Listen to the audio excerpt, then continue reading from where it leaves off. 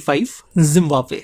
आज एक ऐतिहासिक दिन है क्योंकि आज जिम्बाब्वे के इतिहास में पहली बार एक ब्लैक व्यक्ति उनके क्रिकेट टीम के लिए खेलने वाला है। अफ्रीका का नगीना कहलाए जाने वाले इस छोटे से देश में जहां 99.38% आबादी ब्लैक अफ्रीकन्स की थी, वहां उनकी पूरी क्रिकेट टीम ब्रिटिश ओरिजिन्स के वाइट से भरी हुई थी।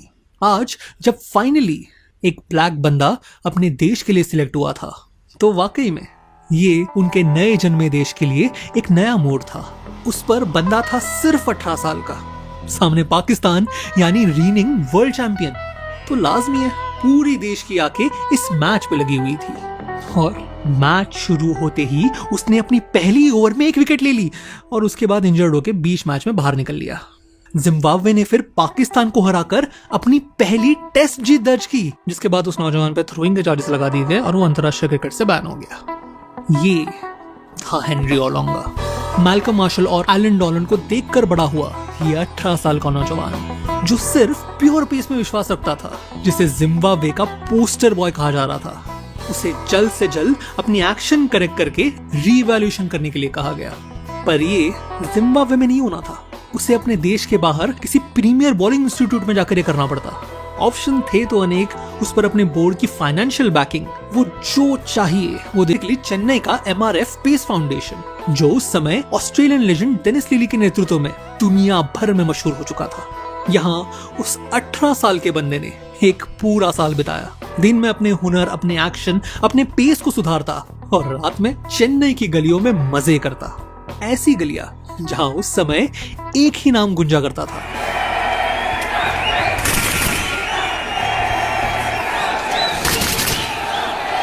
पिछले 2 सालों में सचिन ने 80.74 के औसत से 1340 रन मारे थे और ओडीआई में गए एक साल में 47.3 के औसत से 1090 रन। सिर्फ 16 साल की उम्र में डेब्यू करने वाला ये भारत का यंगेस्ट डेब्यूटेंट आज घर घर का नाम बन गया था और उसमें इस जिम्बाब्वे के यंगेस्ट डेब्यूटेंट को अपना भविष्य दिख रहा था। पर जहां वो इंडियन डेब्यूटेंट अगले कुछ सालों में सफलता के नए शिखर छूने वाला था, वहां ओलोंगा सिर्फ धंसता चला गया। एक और इंजरीज, दूसरे और फॉर्म की कमी, और अगर किसी दिन दोनों भी ना हो तो एक्यूरेसी। भाई साहब की हालत ये थी कि जब दिन हो तो दुनिया हिला दे, पर जब ना हो तब वो फुटबॉल से भी स्टंप ना गिरा पाए। ऐसे ही साल दर साल बीतते गए, एक और जिम्बाब्वे की टीम का नाम बढ़ता गया और ओलोंगा का नाम गिरता गया। और फिर ऐसे माहौल में आया सितंबर 1998, इंडिया का जिम्बाब्वे टूर, या ये कहे सचिन का जिम्बाब्वे टूर, क्योंकि ये साल इंडियन टीम को तो छोड़ो, पहले सचिन को संभालो वाली स्टोरी बनकर रह गई थी भाई। ऑस्ट्रेलिया के खिलाफ 2 सेंचुरीज, फिर एक के बाद एक 3 मल्टीनेशन टूर्नामेंट्स के फाइनल में सेंचुरीज। कुल मिला के इस साल में उन्होंने 60 सेंचुरीज और 12,000 ओडीआई रन ऑलरेडी मार दिए थे। और फिर इस सीरीज के आखिरी ओडीआई में आया 8वां। इंडिया ओडीआई सीरीज तो जीत गई थी, अब सिर्फ एक टेस्ट बाकी था, पर अब भी जिम्बाब्वे के पास सचिन का कोई जवाब नहीं था। जिम्बाब्वे टीम के सिलेक्टर ने फोन लगाया इंजरी से बाहर बैठे ओलोंगा को। मैसेज सिंपल था, सचिन से निपटने के लिए उनके पेस की जरूरत है। और ओलोंगा इंजर्ड होने के बावजूद मान गए। ग्रॉइन का मसल पुल और सोर बैक लिए जब ओलोंगा मैदान में उतरे, तब किसी को उनसे कुछ खास उम्मीदें नहीं थी, खास करके तब जब पहली इनिंग में उनकी पूरी टीम 181 फॉर 8 पे कोलैप्स कर गई। पर ऐसे समय उतरे ओलोंगा। पहले 50 मिनट तक क्रीज पे खड़े रहकर उन्होंने 33 रन की पार्टनरशिप बनाई और फिर बॉलिंग करते वक्त पूरे इंडियन बैटिंग लाइनअप को चीर के रख दिया। मोंगिया, सिद्धू, अजहर, गांगुली, रॉबिन, सिंह, हर कोई ओलोंगा का शिकार। उन्होंने अगले इनिंग में एक विकेट भी ली, जिसके बाद उन्हें इंजरी से बाहर होना पड़ा, पर तब तक चोट लग चुकी थी। पूरी इंडियन टीम जल्द ही 173 रन पे ऑल आउट हो गई और जिम्बाब्वे ने अपने इतिहास की दूसरी टेस्ट विन दर्ज की। मैन ऑफ द मैच थे हेनरी ओलोंगा। 4 साल तक इग्नोर किए जाने के बाद आज फाइनली उन्होंने अपने आप को प्रूव किया था, वो भी दुनिया के बेस्ट बैट्समैन के सामने। वही बैट्समैन, वही नाम जो चेन्नई की गलियों में वो सुनते नहीं थकते थे। ओलोंगा के सपने अब आखिरकार सच होने वाले थे। उनका कॉन्फिडेंस अब अपनी शिखर पर जा पहुंचा था। इसी कॉन्फिडेंस से वो कुछ दिनों बाद न्यूजीलैंड के खिलाफ मैच में उतरे और भले ही जिम्बाब्वे वो मैच हार गया, पर उनके पेस ने फिर एक बार उनकी टीम को जीत के करीब पहुंचाया था।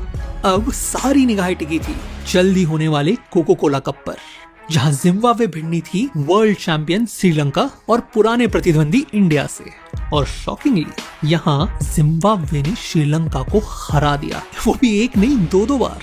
ग्रुप सीरीज की आखिरी मैच आते आते जिम्बाब्वे और इंडिया दोनों फाइनल्स के लिए क्वालिफाई कर गई थी।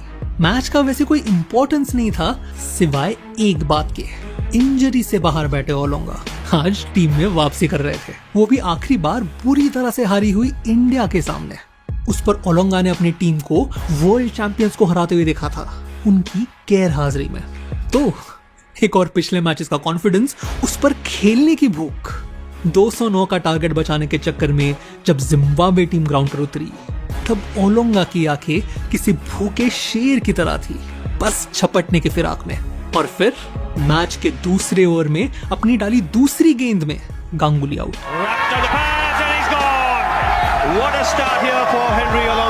अगली ओवर में द्रविड़ घर को रवाना और फिर तीसरी ओवर की तीसरी बॉल पर ओलोंगा खुशी मनाने ही वाला था कि अंपायर ने डिक्लेयर कर दिया नो बॉल। बड़ा शिकार हाथ में लगते लगते निकल गया था और रिस्पॉन्स में ओलोंगा ने डाला एक शॉर्ट बॉल।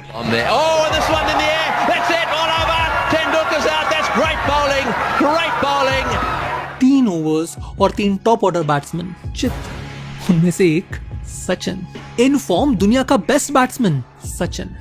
उनका गोल, उनका कंपटीशन, उनका चैलेंज सचिन, जिसे ओलोंगा ने 2 बॉल में 2 बार आउट किया था। और इसलिए हुआ ये। He's headed over Tendulkar this evening. These Zimbabweans are turning out to be pretty tough to beat. Henry Olanga, after getting these wickets, strutting around, and you couldn't blame him. He was young, was very worked up in getting those wickets. अब कर तो दिया, पर confidence, जोश और खुशी में की गई ये एक एक्शन कितनी भारी पड़ने वाली थी, इसका उनको कोई अंदाजा नहीं था। I happened to get Sachin off out with a no ball, and then I was so incensed with myself that I came back and gave him a great ball that bounced a little and caught the shoulder of his bat and looped to point. I think for some reason this made Mr. Tendulkar very angry.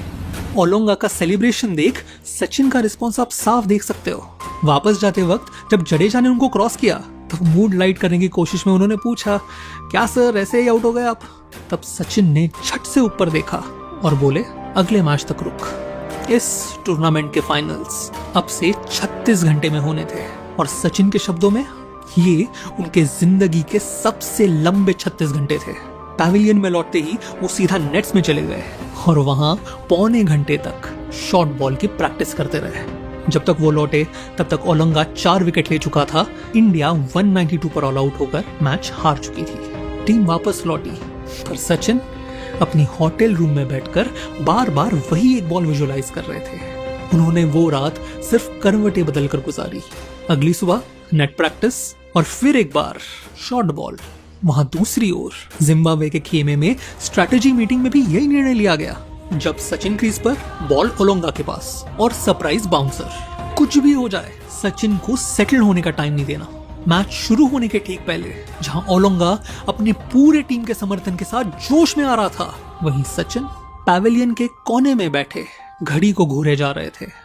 कई साल बाद उन्होंने एक interview में कहा, उस short ball ने और उस डिसमिसल ने मुझे रात भर जगाया था। मुझे बस अब हिसाब बराबर करना था। मेरे लिए वो एक बॉक्सिंग मैच बन के रह गई थी जहां या तो वो खड़ा रहता या फिर मैं। और ऐसे में शुरू हुई मैच। एक और सचिन, दूसरी और ओलोंगा, और पहला सरप्राइज बाउंसर।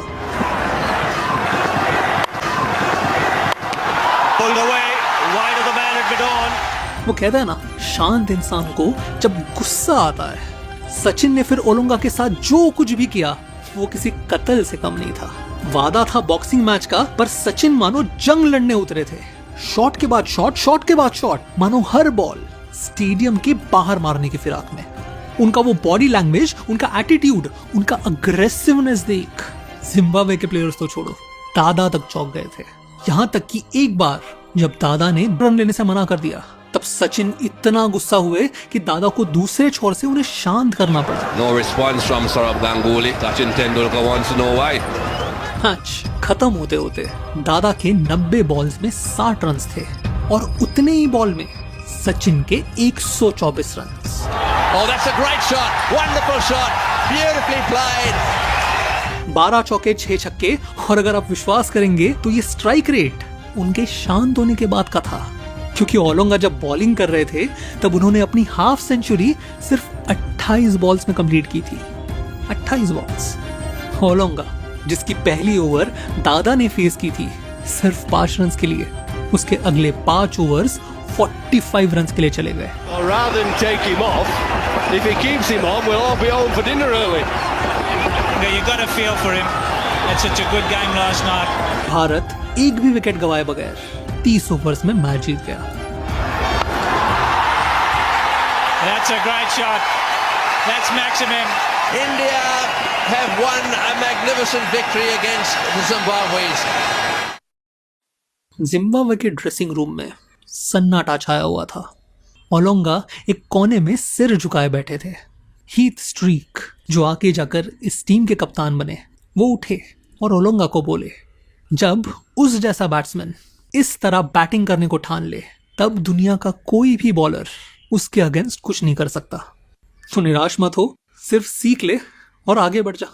स्ट्रीक की ये नसीहत शायद ओलोंगा को काम आई हो, क्योंकि इस मैच के ठीक बाद हुई पाकिस्तान के अगेंस्ट टेस्ट में ओलोंगा ने फिर एक बार 5 विकेट्स लेकर वो मैच जितवा दी। आगे जाकर वो उस सीरीज के मैन ऑफ द सीरीज बने। पर इस बार एक फर्क था, कितने भी विकेट्स लेने के बावजूद किसी भी हाल में ओलोंगा ने वैसा सेलिब्रेशन नहीं किया, क्योंकि शायद और कुछ नहीं तो एक सबक जरूर सीख गए थे। कॉन्फिडेंस ना अपनी जगह पे, बेवजह सोए हुए शेर को जगाना ना उनके सेहत के लिए अच्छा है ना उनके टीम के लिए। क्या पता इनमें से कोई उठकर कल सचिन जैसी पारी ना खेल जाए।